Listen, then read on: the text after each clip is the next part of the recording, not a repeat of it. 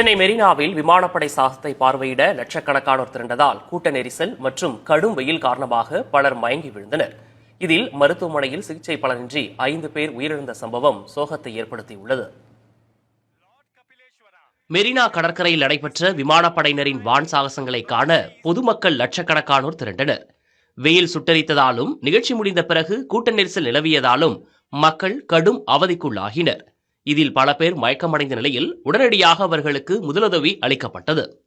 கடுமையான பாதிப்புக்குள்ளானவர்கள் ஓமந்தூரார் பல்நோக்கு மருத்துவமனை, அரசு ராஜீவ்காந்தி மருத்துவமனை, ராயப்பேட்டை அரசு மருத்துவமனைகளுக்கு கொண்டு செல்லப்பட்டனர்.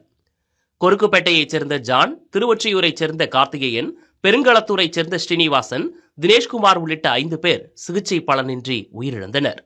உடல்நலம் பாதிக்கப்பட்ட 90க்கும் மேற்பட்டோர் பல்வேறு மருத்துவமனைகளில் சிகிச்சை பெற்று வருகின்றனர்.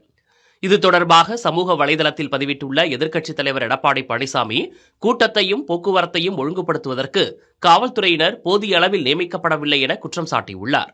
முக்கியத்துவம் வாய்ந்த ஒரு நிகழ்வை கூட முறையாக ஒருங்கிணைக்க தவறிய தமிழக அரசின் நிர்வாக சீர்கேடே இதற்கு காரணம் என்றும் சாடியுள்ளார்.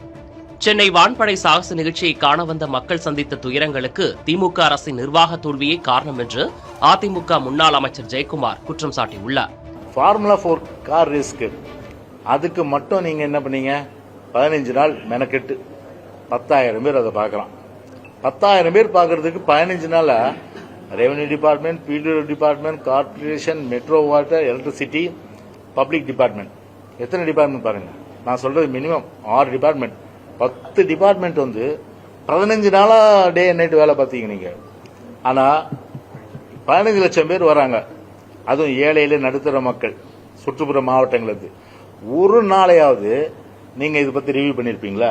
தமிழக அரசு பொதுமக்களின் பாதுகாப்பு குறித்து எந்த அக்கறையும் இல்லாமல் இருந்ததே இதற்கு காரணம் என்றும், அடிப்படை ஏற்பாடுகளை செய்யாமல் புறக்கணித்த தமிழக அரசே இதற்கு பொறுப்பு என்றும் தமிழக பாஜக தலைவர் அண்ணாமலை கூறியுள்ளார். விமானப்படையின் சாகச நிகழ்ச்சியை பார்க்க வந்த மக்களை கூட தமிழக அரசு பாதுகாக்கவில்லை என்றும், இதற்கு அரசு பதில் சொல்லியே ஆக வேண்டும் எனவும் பாஜக மூத்த தலைவர் தமிழிசை சவுந்தரராஜன் தெரிவித்துள்ளார்.